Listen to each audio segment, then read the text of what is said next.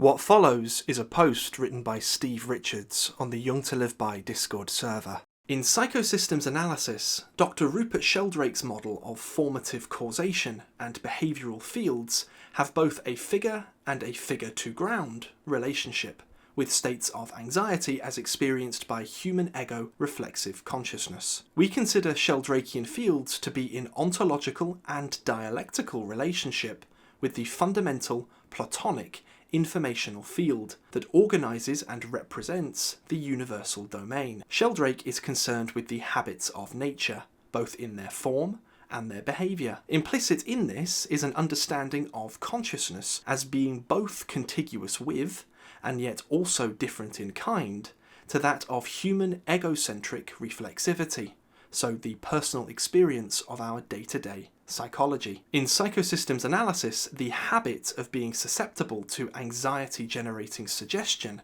at a field level can be seen in the recent top-down regulation of collective psychology through Project Fear, as this was called by the UK government. This was directed at the mass control over the UK population, with the same influence being delivered worldwide by mainly Western governments. To be economically effective, collective suggestion must misdirect instinct.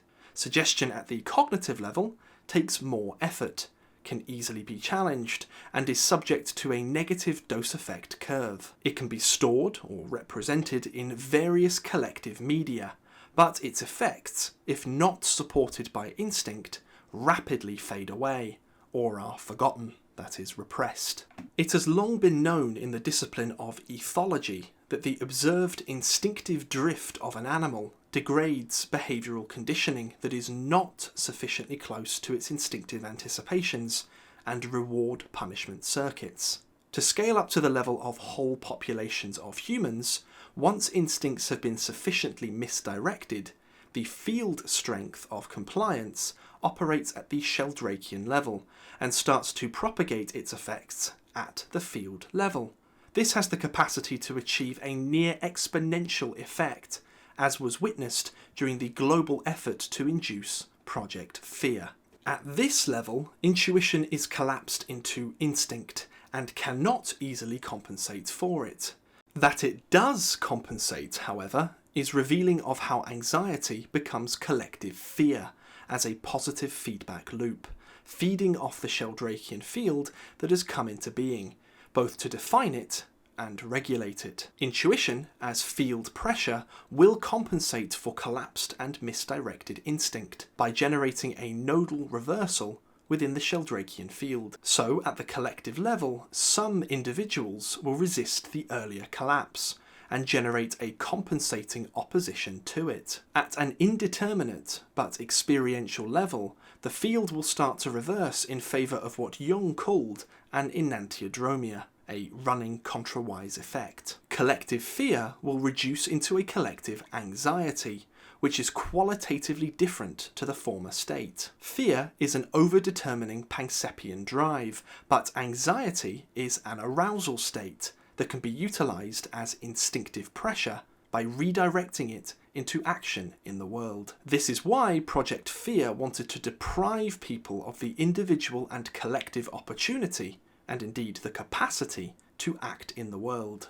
Lockdown collapsed the Pansepian seeking system and forced intuition to overcompensate, resulting in imagination, as preparation for action, being turned into the holding space of fantasy, which inevitably breaks down into defeat and despair, reinforcing compliance. However, the field reversal at the Sheldrakean collective level is the inexorable solution to fear by utilising anxiety as fuel for change. At the individual level of anxiety states, the Sheldrakean field is also operative, this time with a focus around the subjectivity of the person and their extended mind, which is the intuitive understanding, or indeed misunderstanding, of the field of their whole being. The subjective waveform of our conscious experience is dynamic, and so changes, but the shape and extent of change is constrained by the behavioural